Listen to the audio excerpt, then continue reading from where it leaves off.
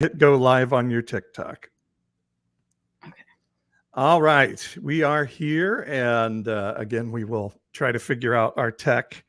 And let me see if I can find Ashley on TikTok so that we can go live together there. All right. Well, I am. Entertain the troops as I'm getting. I am stunned, shocked, and perplexed. I'm like, okay, y'all. We're gonna have to hang out for a few minutes here. Oh, shoot, that's me. Okay. And react. Okay. Wow. Okay, that just happened. And let's say hello to Douglas from South Dakota. Oh my gosh. Douglas, I think we may have a little bit of an echo, Paul. Others can let us know if they're hearing that. But okay, are you hearing an echo, or are people saying they're hearing an echo? When you speak, I hear an echo.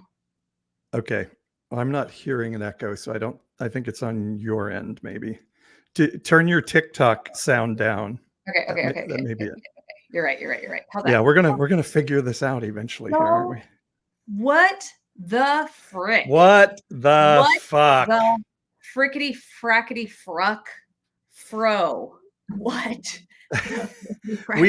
we are jumping in. We couldn't wait for the thing to end because we just couldn't watch another second of it. Okay, I feel like I just went through like all 7 stages of grief, and then also collapsed in a like primordial mortal ooze in my like floor, and then got up and was bored, and I'm like, okay, like we got to do something else. Like that was how I felt about that whole freaking thing. My summary of the debate is America is screwed. we are screwed. I mean, we have a choice between a kindly old grandpa, and the biggest liar that anyone has ever seen. There's never been a liar like this before. Nobody has ever lied. We have experts who say this is the biggest liar who has ever I mean, isn't everything that Donald Trump says, it's the worst it's ever been. I mean, you have to be like a 6-year-old to think this guy ever tells the truth, because he's just like, we have experts who say I'm the greatest president ever. And people believe him. I mean, it's shocking. Now, the other thing I'll say too is I've heard that Trump is on Ozempic, and I think he looked like it tonight. I think he's lost some weight. Well, I mean, where do we start? Like, just from the very beginning, appearance, walking out, demeanor, etc. Trump looks skinty. He looks skinty, and he's only 4 years younger than President Biden, and he definitely comes off younger and more energetic. I'm sweating literally like buckets because I was so anxious about the whole thing. I had to jump on the elliptical to like watch this nightmare happen in front of me. So yeah, I mean, just right out of the gate, I mean, I was just like, oh no, this is not what I wanted to feel right out of the gate when I was watching this thing. Like, and then you look for in these sorts of things, like, okay, there are moments, there are crescendos, there are roller coasters. A person can like kind of nosedive and then pull themselves back up. So I was looking for those moments of like, when is the pull up going to happen for President Biden? And I wrote down my first sense of like, okay, maybe he's going to like pull this thing up. I was literally on the elliptical taking notes, sweating. Like there was so much going on for me, so much anxiety. I had to just like. And let me say, I'm interested in your opinion because you've done political debates before, so you have some expertise here. Listen, I have stood on the stage of the Tower Theater in Fresno, California, and gone mano a mano with my fierce, like political opponent. And so I guess it's all relative. And for like the resources I had, like maybe it was kind of a big moment. But I mean, I just know what it feels like to know that everything is riding on this moment, and like you got to get out there and you have to nail it, right? You have got to show dominance and enthusiasm and like charisma, and you got to bring people in right from the beginning. So that doesn't happen. So then I'm like, well, okay. Also, you have to have the skill of when you're nose diving, you have to be able to take the energy and like pull yourself up out of it and redirect. And obviously that come from behind is way harder than just starting stronger. Yeah. Way harder. So I was looking for the, like, could that happen? I wrote down at like 6:25 p.m. So we're 25 minutes into this. We're in California. On the 6 o'clock is when it started out here. I wrote down the first time that Biden had a little bit of spunk, and he's like, everything he says is a lie. And I thought, okay, maybe, maybe he's going to stop the downward slide and like pivot and like kind of push it back. And I mean, I don't know. I would say it was a little bit of a speed bump of the downward slide, but it didn't really get better from there. Yeah. And share your thoughts. We'd like to hear from you. What did you think of the debate? And I was watching it and just thinking, oh my God, these are our two choices for president. This is it. One of these guys is going to be president for the next 4 years. Holy shit. We are absolutely screwed. There is something seriously wrong with our governmental system if these are our two choices.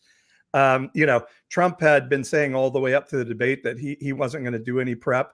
That is such bullshit. He was well prepped. I mean, Trump did well. I mean, he you don't think so? Like, just, I mean, he knew every topic that came up, he was going to turn to immigration. Well, that's what I was going to say. If you call that prep, if you call it prep, that he's got 2 or 3 things that he's going to constantly pivot to. And I would say, like, probably we now know that it was a design flaw in the rules of the debate, that anytime the person had the microphone, they could go back to whatever point they wanted to make, and they could jump in on a rebuttal from like 3 questions ago. They didn't have to answer the question. Like, that was a design flaw. So, both candidates were basically, guilty of doing that, so they were just kind of all over the place. But I mean, I don't know that it takes a lot of prep to just every single time say, you're horrible. Everybody knows it. It's the worst thing. The country is a disaster. And millions of immigrants are coming in here to take your jobs and rape your children and kill your daughters. Like, it's not that hard to say that. Well, see, I say that because I think what you have to do in a debate with Trump is get him to go to cracky land. You need to get him to start ranting his cracky stuff. Yes. I don't think Biden's capable of doing that. No, I agree with you. He did not go to cracky, too bad at cracky land tonight. He went to racist land. He went to racist land and said the immigrants are coming from the black jobs. The black jobs, that was a good one, wasn't it? Yeah, I mean, he showed his stripes, but he did not go to cracky land. I agree.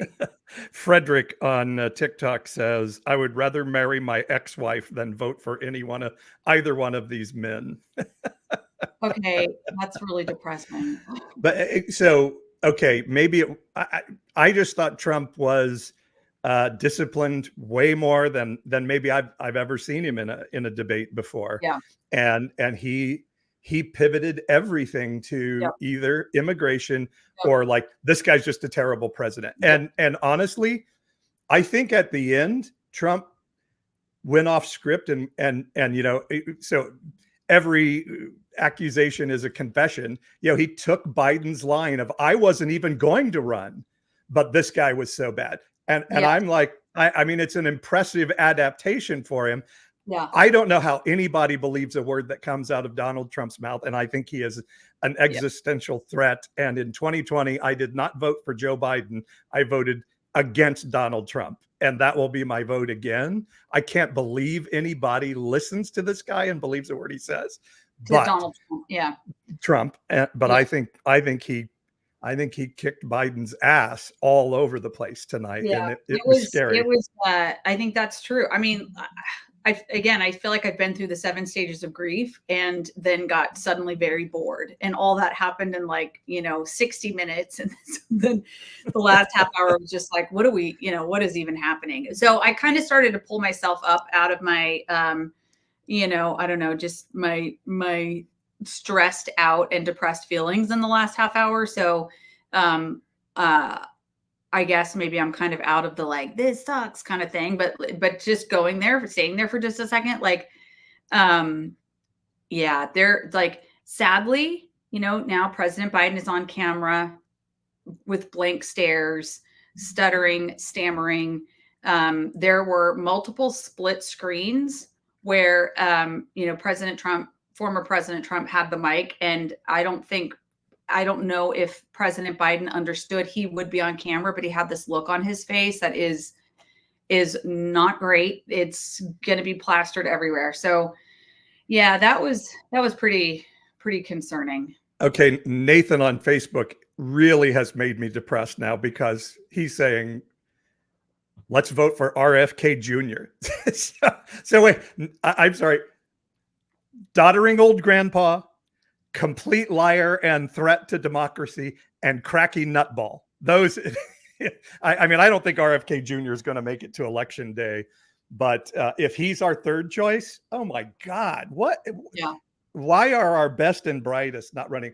When Trump was, I thought Biden did a good job of, the military. This is the guy that said these are losers, and Trump said, no, I didn't, which is basic. That's not true. I didn't say that. People who said I didn't say that. Yeah. Yeah. So an opponent that was moving on his feet would say, wait, you said out loud about John McCain that you didn't like him because he got captured. You didn't like soldiers who got captured. I mean, so I don't care what the 19 people said. I believe that Trump said it because he has a history of saying stupid shit about the military like that. Right. Yeah. Okay. I mean, listen, I will vote for President Biden. I live in California, and it doesn't even really matter who I vote for. I will vote for President Biden, and I will, for me, it's more than just not, just not voting or voting against President Trump. I mean, to me, there is still, I guess so the last half hour of the debate, I was working my way through, don't be totally discouraged and distressed. So I'm kind of in my, now back to yeah, but here are the reasons why I still support President Biden. He does have an incredible team. He does maintain the space for democracy, for American values, for a vision towards a more perfect union. He holds that space. So it is really, really important. It's not just oh, this is awful. This is all. I have a hard time just being so negative about the system of government. But I'll tell you this, loud and clear to me is we Americans, we have to freaking see each other in our communities, in our businesses, in the workplace, wherever you live, wherever you are, running this country and making things go a certain direction. It really is up to all of us. It is not the case. And I think, as a child of the 80s, I think we kind of all grew up in a post-civil rights era and in a time where it was yeah, kind of things just run, they just run. They may, we can now look back and see that, boy, there were huge things that were going wrong, but it felt like growing up, yeah, it's just kind of things function. And I will just say, we have got to rebuild every brick of our institutions, our democratic practices and principles, every stinking brick, we got to rebuild it. And it's on us and younger generations. Yeah. How do we do that with, with this in place? And so Dennis says, the catch is we have the MAGA plan for Trump. It's horrible for all of us. Yes.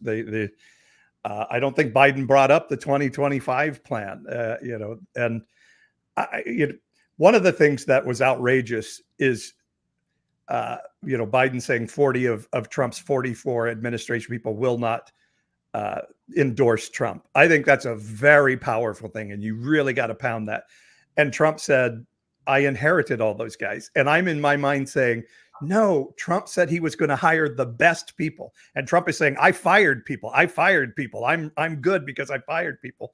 No, you said you were going to hire the best people and you fired them all and then told us they were horrible people. Yep. But again, Biden just is not capable of Let's just doing say, that. let's just say that the only thing working in our favor is that it's 2024. If this if this was Trump's first time running and he hadn't had the 4 years in office that he had, and we hadn't seen everything that we saw, and we don't all have this like actual experience of knowing what he's like with power and in a governing role, it'd be game over.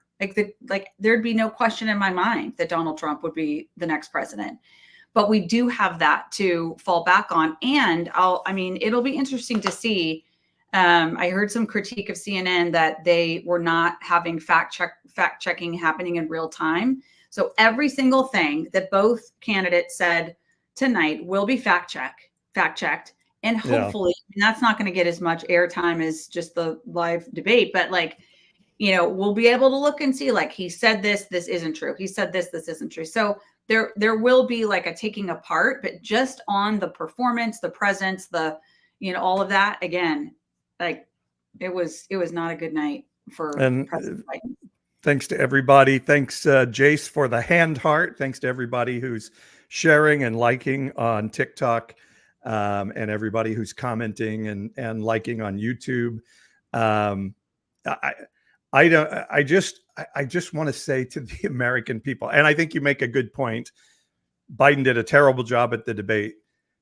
That is not necessarily the one denotation of whether he's a good president or not, for sure. But I just want to say to the American people, when a guy says over and over again, it's the biggest thing that ever has happened. We have people coming from countries that we don't even know what their language is. It's the most horrible thing ever. We're in the worst shape ever. Those exaggerations show that this is a person who's not talking from a factual basis. He is making things up as he goes. And it's a lot easier to win a debate when you can just make shit up and say whatever you want. It does make your debate a lot easier than somebody who's trying to actually say something. Now, here's the problem, though, because what'll happen tomorrow, we'll hear, they'll be from the center left of the political spectrum. It'll be like, it's not fair if you're just making up lies and you're not being fact checked and you're not being required. The moderators didn't make them answer the questions. There were a couple of follow-ups, but not really. They there's going to be all that. The problem is, if you're, obviously, if you're explaining, you're losing. Like, if you're on the defense about it didn't go well because of the following rules or the way something was handled, you lost. You lost the debate. You lost the debate. That doesn't mean you should lose the election. It doesn't mean you will lose the election, but crap on a cracker. That was bad. So Anne on TikTok says, we are in a horrible place in America right now.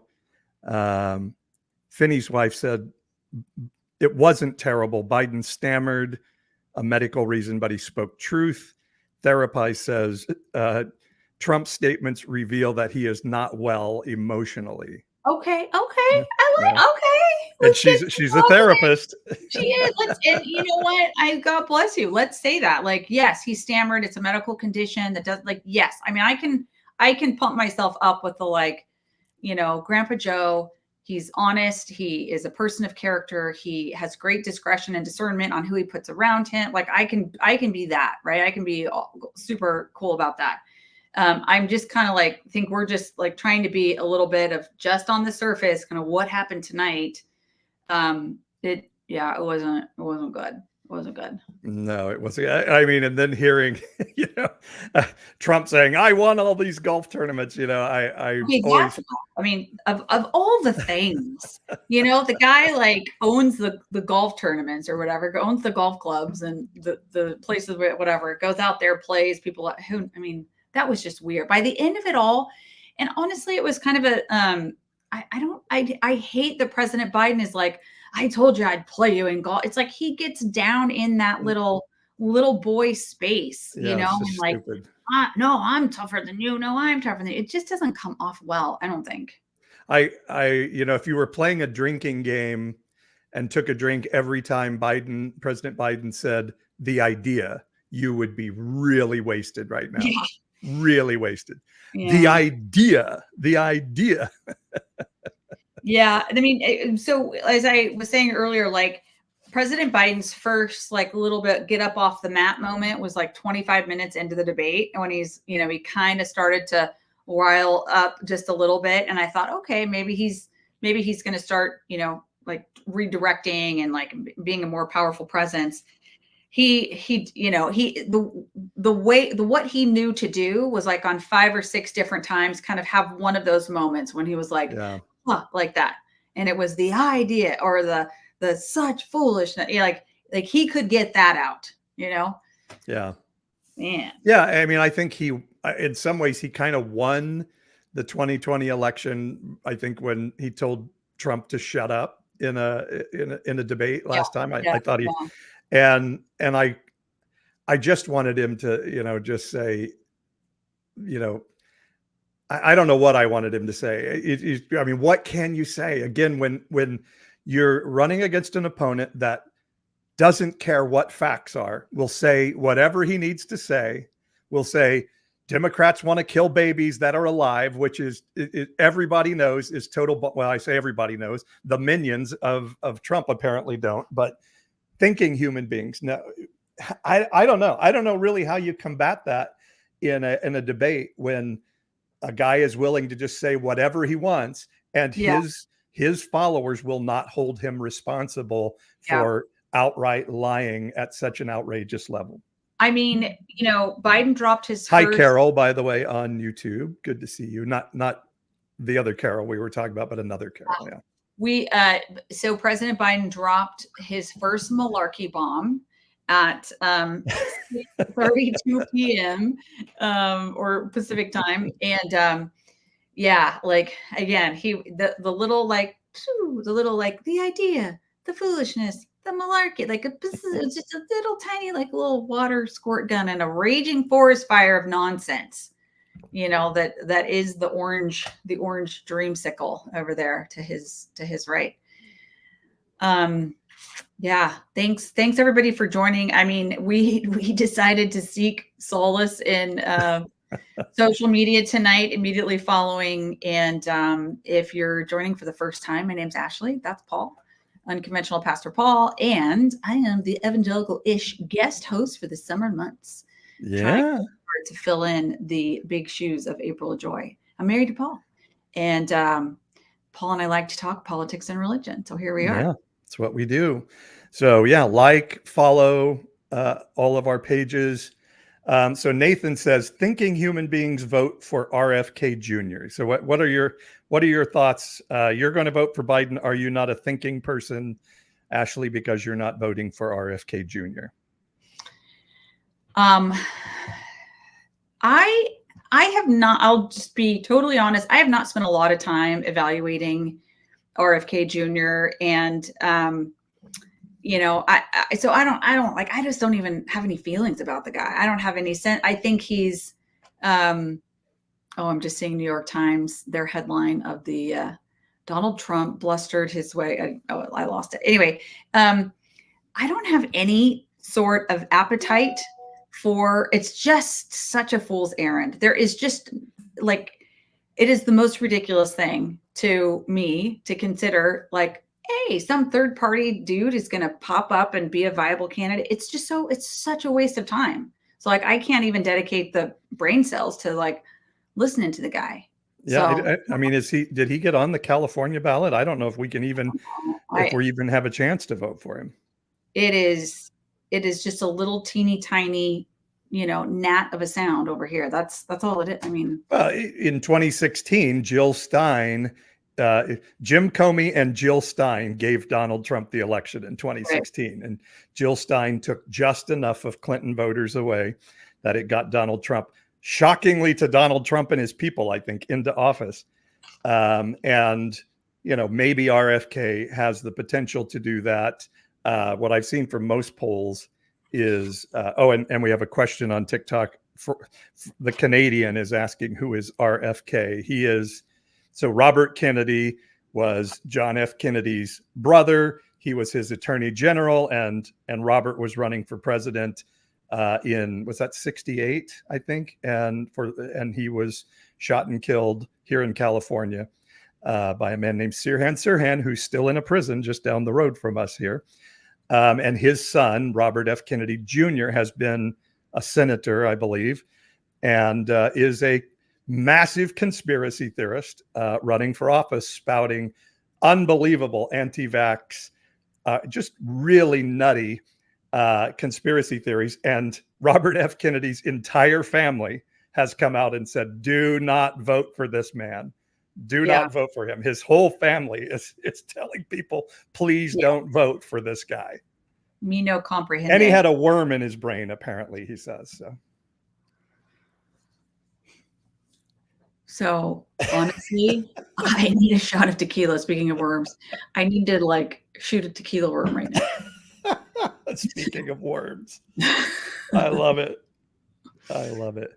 I'm glad we're doing this. I feel better. At least we can laugh about it now, because I was just in the America is screwed place. No, I can't stay there for like even too long, because it's just not my nature. And my inspirational thought after after going through the grief stages and being angry and bored, and then like, okay, so what now? So what do we do now? And not to be too like existential about it or whatever, it is just very clear. Those of us who are living in this age and in this era, we have to choose democratic practices and institutions all over again. And we do have to reform them to respond to modern times and to like deal with the failings of the past. The reality is, it is up to all of us. Like, that's the thing that democracy enables. And so if you want to find some inspiration and like, oh crap, the people in charge are not that great, then you just kind of got to look around and be like, okay, it's up to us. It's our neighborhood. It's our PTA. It's our local communities. It's, it's like banding together in support of and in belief of like, we should have a society where people come together and work things out and like choose a future together. Like, I mean, these principles and values are not gone just because maybe we're not great at exercising them right now. It doesn't mean they're gone. And we just have to rekindle all that stuff. And we just got to rebuild a whole bunch of shit. That's basically my take on it. Lisa on TikTok says, Don, what are black jobs? Yeah. And Guy on Facebook says, the worm ate RFK's common sense. Nathan says, even the worm in RFK Jr.'s brain would be better than Biden. Nathan, tell us why. What do you think RFK would do better than Biden? Richard says, I think he's talking about our conversation is cathartic right now. So yeah, keep sharing your opinion, folks. We want to hear. You know what? I just said folks. I sound as old as Joe Biden at this moment. Oh yeah, it's contagious. Aging is contagious. You know what? If we are creating a space for the small number of us who are gathered here tonight on these channels to be like, okay, it's just us. Like we can't give up. We can't lose hope. We have to stay motivated. We have to stay in it. And if you want to look at it like on the bright side, previous generations had very significant moments and seasons of time where they had to stand and fight for big things. And we haven't experienced that in my lifetime. Now I'm 52 years old. I was a baby, like during the Vietnam era, we 80s kids and younger. I think this is our time. This is our moment. And it's not this great big world war or anything like that. It's every individual person in our country, like choosing to see value in the people who are around them and the communities that we all collectively share. That's basically what it is. And it just comes down to millions and millions of people have to choose each other and choose these principles. Does that sound too like idealistic and like head in the clouds. What do you think, Paul? I mean, I think that's what you bring, but not. I don't think you're Pollyanna. I think you have experience in this as an elected, a former elected official, and so I think it's good that you bring that sound. And I agree. I just think we're going to have to. Sometimes it's pain that brings that out of us. Was Like a world tonight not war. painful enough? I mean, was the last hour and a half not painful? Like, Oh yeah, I if don't Donald Trump gets think. elected, it's going to be exponentially more painful, I believe. I Yeah. believe. Oh, I mean, I agree. I have a hard time thinking that he would win and that he would win majorities in Congress. I just have a hard time believing that. But I'm not in. I know it comes down to literally just a few census tracts in a few places in the country, and I'm not up to speed on exactly how that could go. But it's hard for me. Like, I think if he does win, it's another like split power kind of thing, and he basically has 4 years to stay out of prison, to avoid further prosecution, and to like do this with the baby arm thing and like the blah blah blah blah blah, and again, got like hopefully the institutions hold like they did the 4 years he was in office before, kind of. I mean, that's what I think we'd be looking at if he won again. Monica says, I've listened to a lot of the podcast, but I stopped when it turned so political. Wait, how did you stop listening if you're commenting? But anyway, so what would you say about that? I think politics are a lot of what we're dealing with now, particularly through a religion that has been co-opted by a political party. It's a really interesting question because here's the thing. I personally chose to get involved in my own community and go into nonprofit work and education work and then local government and politics because I was inspired by the sacrificial love and person of Jesus that I heard about my whole life. And I like really believe in this thing called sacrificial love, selfless love. I do think it is the force that moves all things forward. And so, I mean, my faith, my former religion is what kind of like got me to get up off the couch and do something. So I guess I have a hard time saying like you either keep these things separate or I'm not exactly sure what the point was. I mean, I don't know. Also, like Evangelicals, this is a site where y'all talk about politics and religion all the time. We do. Anyway, yeah. Well, it is our societal system for change in a lot of ways, and it's it's a little bit, I have people tell me all the time, well, Jesus wasn't political, which I don't think is exactly true, but they didn't have a system where they could participate in their government to change things. So it's a little bit of a different world. And I think I've heard you say before, and I don't know if you say this still, but that, sort of God loves good government. He may not like politics quite as much, if I can say God as a he in our old religious language.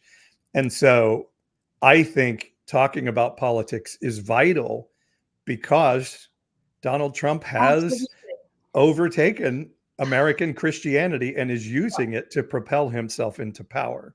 Well, that's just what I was going to say. I think what is so detestable is using systems that are set up to try to support the collective, the whole community or the whole nation, using those things to benefit and advantage self. Like that's like, to me, that's corruption. That lowercase c, that is corruption.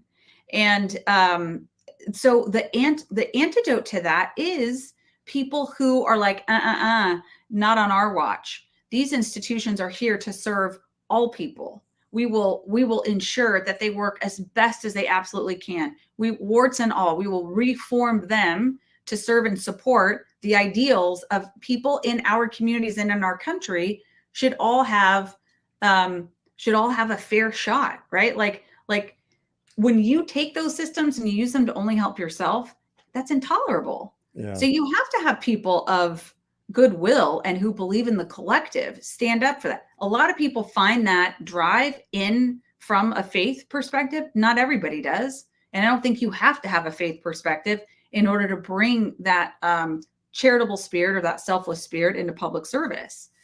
But I mean, that was kind of like, for me, that's how two and two came together. Like, these systems aren't working, and they don't reflect what I perceive to be God's heart for people. So like you got to get involved and do something about it. And maybe I'm a little bit coming out of the debate tonight thinking, if we think an election is going to save us, maybe that's a little bit of a displaced thing. And I mean, I do think I'm not so certain we won't have to like sort of find a new sort of underground railroad for some of us to like not be arrested, or help women get reproductive care from places they can't get it.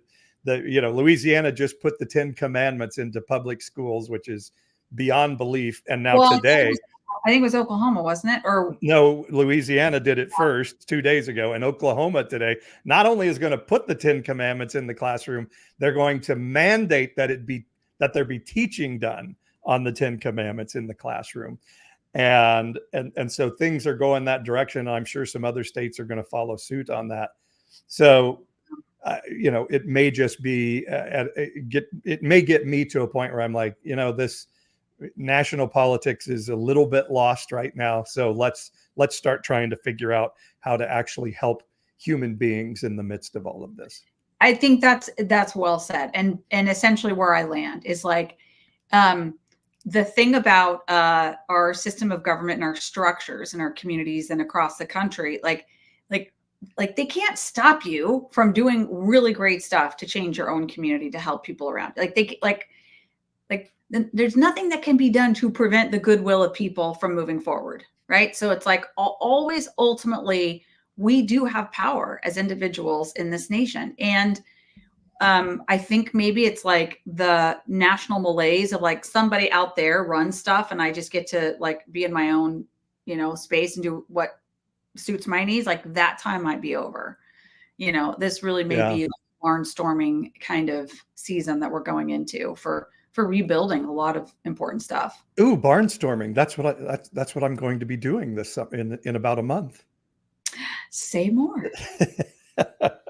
I'm going to be traveling with the 1946, the movie crew, this amazing documentary that explains how the word homosexual was never in the English Bible for decades and decades and decades and decades and decades and hundreds of years, until 1946, when it was mistakenly put in, and the group that put the word homosexual into the New Testament of the English Bible have admitted they made a mistake.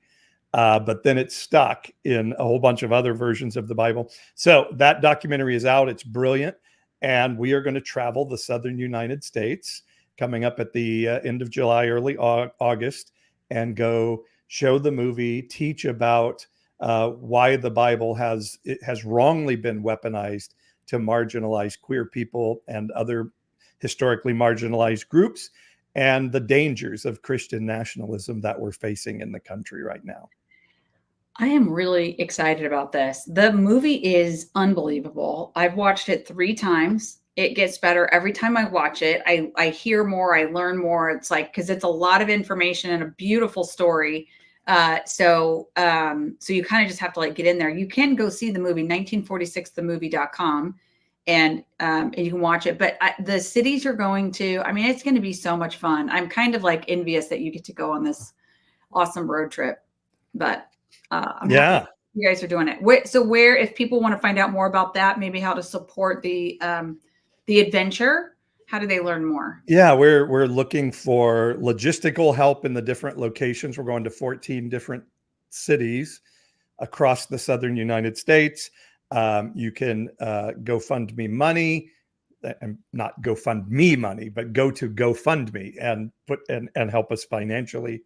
And and if you know of groups that help support queer allied groups and people who are fighting for the protection of, as some would say, our queer siblings across the country, please point them our direction. So you can go on my social media. You can go to the 1946 the movie social media. Rebecca's asking where to watch the movie. You go, as Ashley said, go to 1946themovie.com. You can, I think for a small streaming fee, you can watch it there. And yeah, just if you know anybody that can help us, or if you know somebody who can find somebody else who can help us, just point them in our direction. And we have a great team that's out there trying to figure out where we're going to go and where we're going to stay and all of those things. So it's going to be cool. Yeah, we're going across, starting in Southern California, down in Temecula, then over to Frisco, Texas, then to Houston, Texas, Baton Rouge, Pensacola, Sarasota, Florida. And then we're coming back around. I can't remember all. I think Memphis, Tennessee, Springfield, Missouri. I know that. Oklahoma City, Colorado Springs, and then back to California. So it's that the route is something like that. That is a long, long journey. It is. Having driven our daughter cross country in 5 days last August, I will tell you, that is a lot of miles you're going to cover. Fortunately, we're not going to try to do it in 5 days. That's yeah. That's right.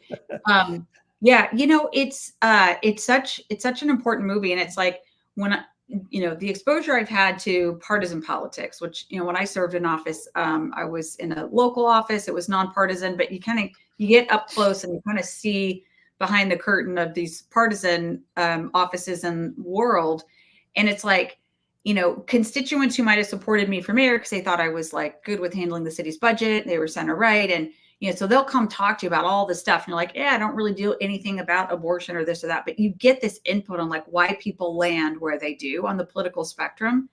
And literally the issues that make like the political world go round, and I literally mean the world. It's LGBTQ issues. It's abortion. It is, it's racial history and racial divides, and oil, like oil production. But like that's like, if you look at any conflict, certainly like in our Western culture, that those are the dividing lines. It may not be what people recognize or realize, but if you look behind like who's motivating what political fights, it comes down to those four things. Yeah, and in our world of evangelicalism, it was even simpler sometimes. Like abortion is all that matters. You vote anti-abortion extremist all the time. And also single issue vote. Also gay issues too. I mean, it's right. They mean that people. Our dog is really going at it right now, isn't he? Oh. So, and when you say gay issues, you mean the demonization of queer people and now trans people are the chosen ones by the chosen one to demonize today, to try to motivate Christians to vote, and they are motivated by that because many believe the Bible tells them so. And so part, what the 1946, the movie crew is doing and what we're trying to do is say, no, it's not biblical to demonize and marginalize queer people or people of color or anybody else. That is an anti-Christ teaching. And no, love the sinner, hate the sin, first off, is not in the Bible. And it's not. You're still marginalizing people and telling them they're less human than you are. And that's not what Jesus did. So if you're just popping on and kind of wondering what the heck these two folks are doing here, my name's Ashley. My husband, Paul, is split screening with me tonight. He is Unconventional Pastor Paul. And I am an And you're upstairs and I'm downstairs. Yes, and that's why you can hear the dog barking on both of our screens tonight.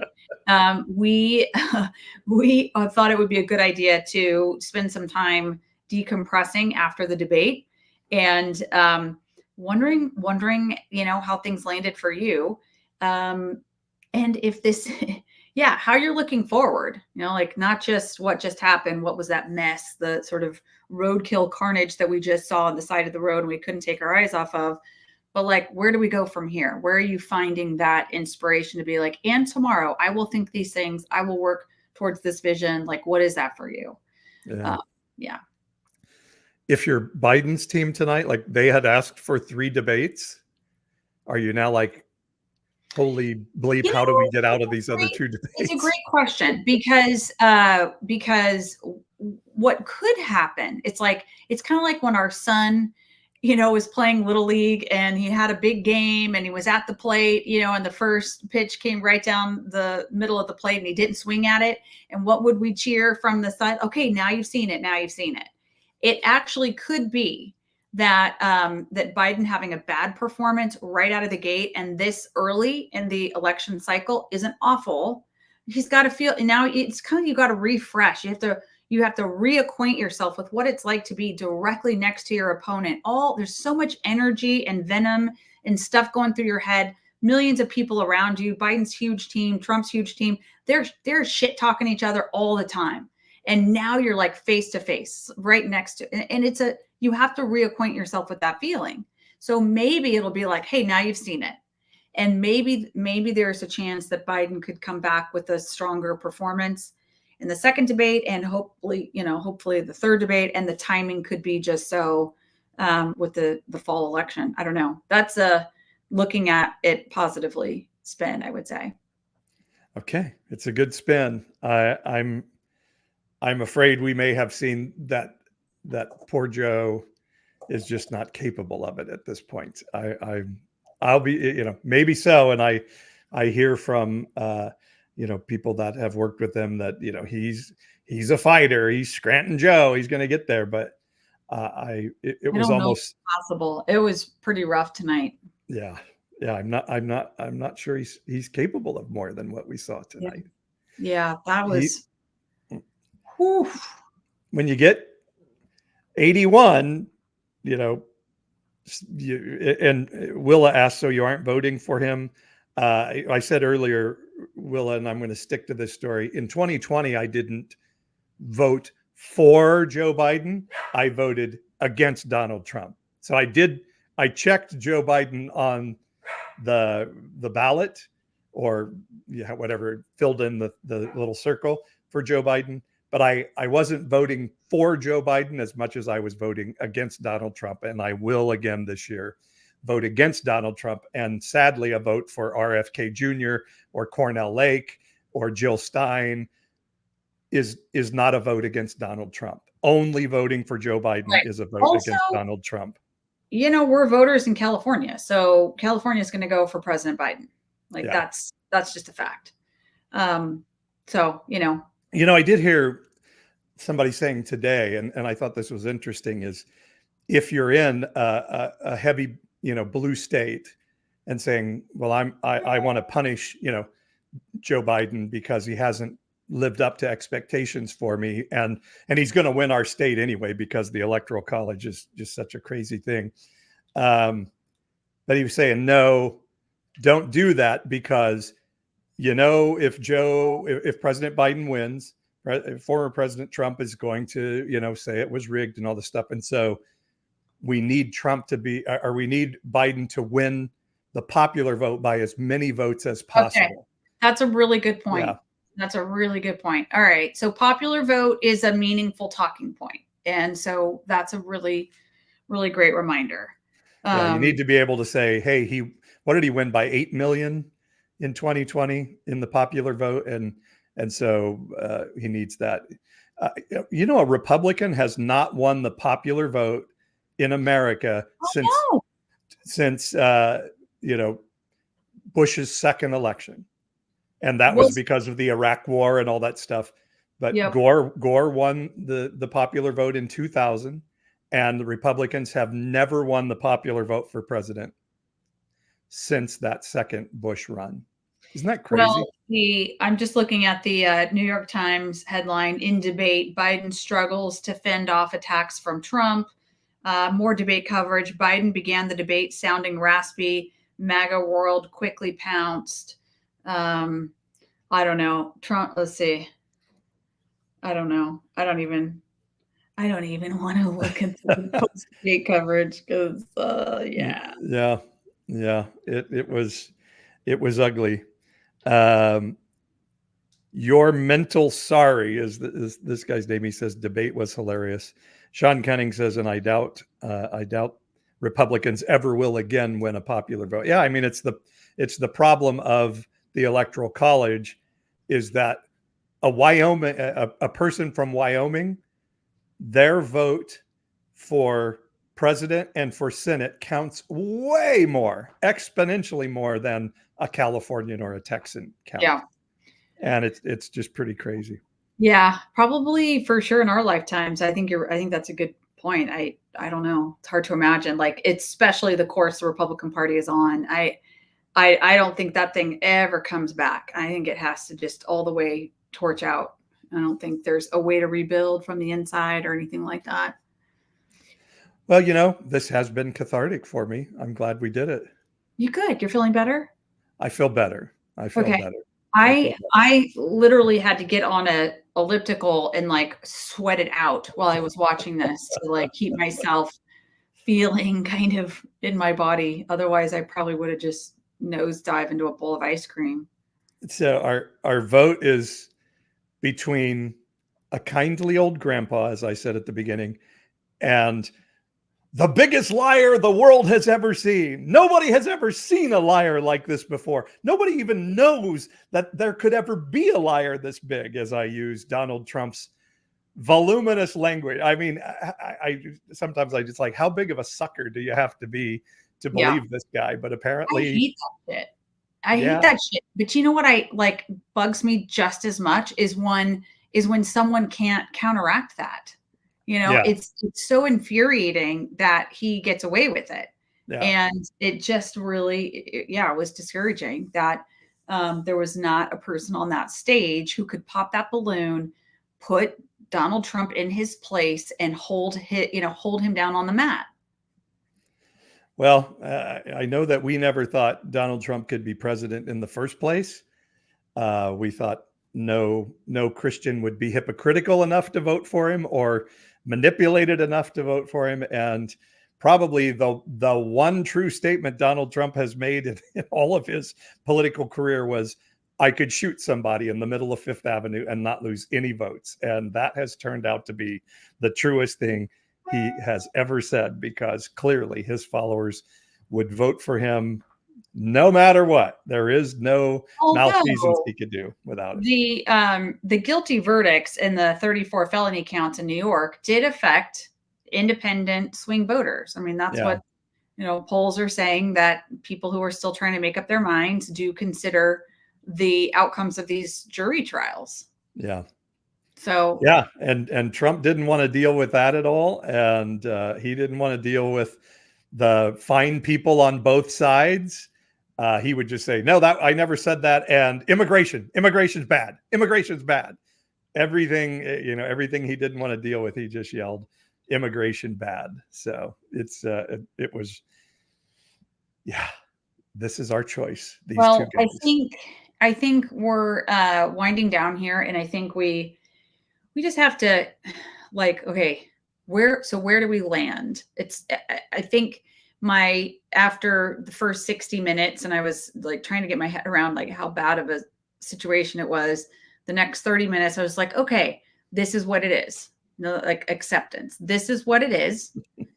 For all the reasons you've already said, like President Biden, we're going to vote for him. And we're not just voting against Donald Trump. We are actually voting for President Biden. So so that's going to happen. And then it's like, it's up to all of us. I mean, we have to, and I'm of the mind that it's almost like as the light bulbs go on in individuals' minds across the country of like, okay, that person's not going to save me. So I have a responsibility to see the people around me, to show up in some kind of small way, to value the like little baby democracy institutions we have all around us all the time, whether it's your school board or your PTA or your neighborhood, or like having that sort of feeling of like, but I can do something in my own space to show that I have a value for other people. In my personal case, that's because of the way I was raised. Like my faith tradition taught me that. So if we are professing Christ, we're professing religion and love in any way, we should be showing up going like, you know what? We're here to be connected to other people and to help make our places better.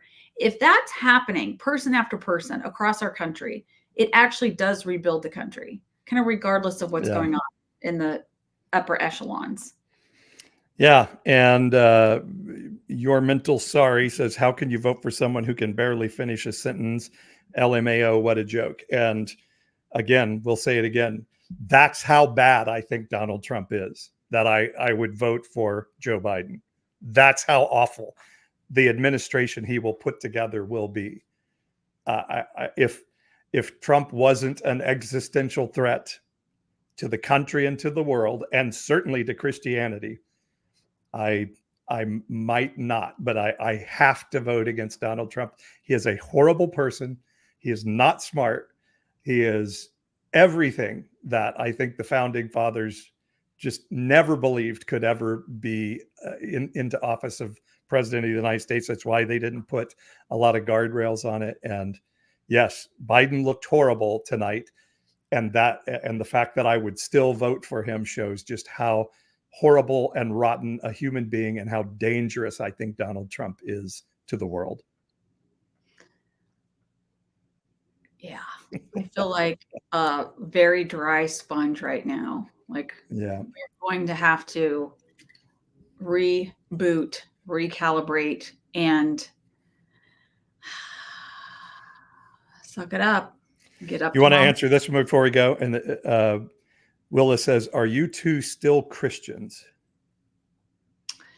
Okay. So I guess I'm not ready to say that I'm not Christian, but I definitely don't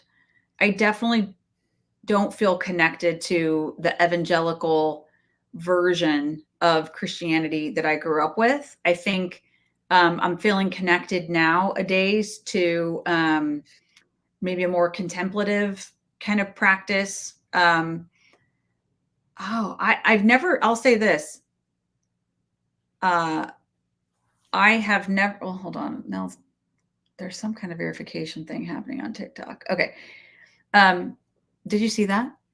No, it didn't happen on my end, but that does happen every once in a while. They check to make sure you're still on and not just leaving it running live and doing nothing. I feel like all of the sort of good, I would say, exposure to this concept of perfect love that was talked about as being the person of Jesus and my upbringing, like that, like I hold that in my heart.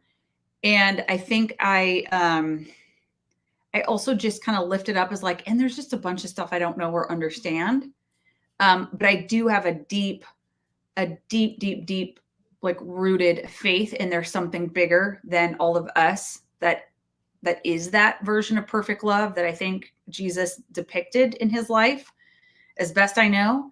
And I have a lot of room for faith in my life, but I don't like want to go back to a evangelical church. And frankly, I'm not going to any church, but I feel more connected spiritually than I have ever felt. So that's kind of. I am definitely not Christian as what that word has come to mean in America today. But I don't believe if the term Christian means one striving to look like Christ, then American Christianity is not a Christian religion. It's more, I call it a Falwellian religion, not a Christian religion. But Willa says, it's really simple. She says, basically, if you affirm the Nicene Creed, you're a Christian. If you can't, you aren't. And I would say to that, Willa, James, the brother of Jesus, who was the main pastor of Jerusalem after Jesus left the earth, he didn't believe the Nicene Creed. The Nicene Creed is a human-created statement that doesn't necessarily line up with every viewpoint there is of Jesus and Christianity. And these type of simple explanations, oh, you have to do this to be Christian, you have to do this to be Christian, is, I think, that American societal thing of like, give me an easy answer so that I can know what's black and white. Give me a binary answer. And the truth is, I think, I just made a video on YouTube today that people can go see. And I asked the question, if a woman today dressed up as a prostitute to fool her father-in-law into knocking her up, would that be sinful? And I think every American Christian would say, oh yeah, that's sin. That's horrible. Well, the Bible doesn't say so. The Bible says Tamar, who did that, was righteous for doing that. And her offspring from that fornication was in the lineage of Jesus. And so I just think maybe the Bible is a little more nuanced and complex than the religion of American Christianity has made. And those sort of cut and dried presentation of Jesus and American Christianity that we grew up with. Jesus certainly never said you have to believe the Nicene Creed to be my follower. It's such a tough thing because in all of the imperfections and all of the grossness that is the evangelical sort of political Christian church, I think the power of perfect love as expressed through Christ and other that power is so it's like oxygen. It's everywhere. So I feel like I did connect with a spiritual heritage and a divine connection through that, what now I would say is like a really failing institution. But there was still that love there that I learned about. But that doesn't mean that all this stuff that corrodes and wraps around and mobilizes people to make really ridiculous decisions about their communities and their country. I spend a lot of time with people who are like, yeah, but there's good stuff in the church too. You can separate these out, and this powerful, perfect love actually exists way beyond the church.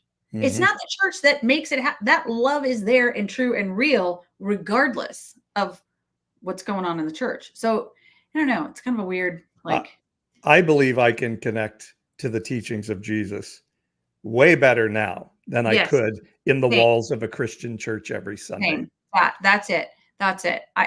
We could talk about that for hours. But, and we will in the upcoming weeks of Evangelicalish. Welcome to Evangelicalish. Yeah. All right. So next Wednesday, we will be on our first official show where you will be guest hosting alongside. And that'll be fun. So thanks to everyone. Chance says, so the bride of Christ is unimportant. If you think the people that meet in a building on Sunday morning in America are the bride of Christ and the whole of what it is, you need to read the Bible a little more with a little more broadness of your thinking. So I think people get really freaky when you say Jesus was not a Christian. The Christian church was invented by Paul. I think that's the way I'm seeing it. And even James and John and Peter didn't like a lot of things that Paul had to say. Yeah. And so I think there's a lot more depth to this than your easy answers of we're the bride of Christ. We have all truth. Everybody else is going to hell. That simply was not the teachings of Jesus. And what I really appreciated about your journey, Paul, and the way I've watched you just come at this whole exploration of faith and the journey and deconstruction, all that kind of stuff is I remember in the early days, you're like, none of us should be afraid to fully interrogate. In fact, that's what Romans tells us to do at all times. Present your heart, present your mind. Let the renewing of your mind be, let your mind be transformed, right? Be renewed. Like you've been saying this for years. Be renewed, be open. You got to understand and let that light shine. And so as you started, kind of down your deconstruction path, and, I was watching, frankly, in horror at times. At all times, you're just like, look, let's just find out what is true. As best as we can find out what is true. And no one should ever be afraid of that.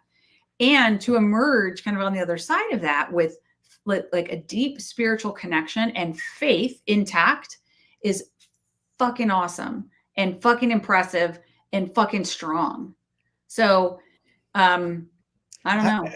I struggle to understand how people who say, yes, we have all truth and we worship the omnipotent, omniscient creator of the universe are always so thin-skinned about their beliefs. If you have all truth and are following the most powerful, ever present, why are you so touchy about your beliefs? And I think it's because it's a man-created religion rather than what Jesus put out there. And I see Chance, and I respect that you say you have a degree in theology, but you know who else had a degree in theology? Saul of Tarsus. Saul of Tarsus knew the Bible better than anybody in Jerusalem, which was the center of biblical study in the world. And he had the best Bible teacher, and he sincerely was chasing God with all his heart. And he read the Bible, and his conclusions were sincerely wrong. He was 100% wrong and in his interpretation of the Bible. And Jesus had to stop him on the road and tell him, you are 100% wrong in what you're doing. And so I find it unbelievable that you can believe that story from the Bible and not be willing to say, is there a chance what I've been taught could be wrong? Is there any possibility that we don't have all truth? And so I encourage you, do step out of your aeon. Don't be conformed to the age, but be transformed by the renewing of your mind. That requires you to step outside the echo chamber every once in a while and say, why do I believe what I believe? Is it because I've been told this, or is it because it's actually what I read when I read about the story of Jesus and let the goodness and love and spirit of heaven influence me as I read it? Now, I am going to encourage you and Chance to continue this conversation offline. Okay. A great thread, and I can't see Chance's comments, but I appreciate that Chance is choosing to engage. That's awesome. I'm getting so hangry right now. Well, and sadly, Chance has gone to the I'll pray for you and is now using gay clobber passages to prove that he's a holder of all truth. Okay. And all right, that's well, what, sadly, that's what American Christianity takes us to far too often. So rethink, get out of the echo chamber every once in a while and see what happens there, Chance.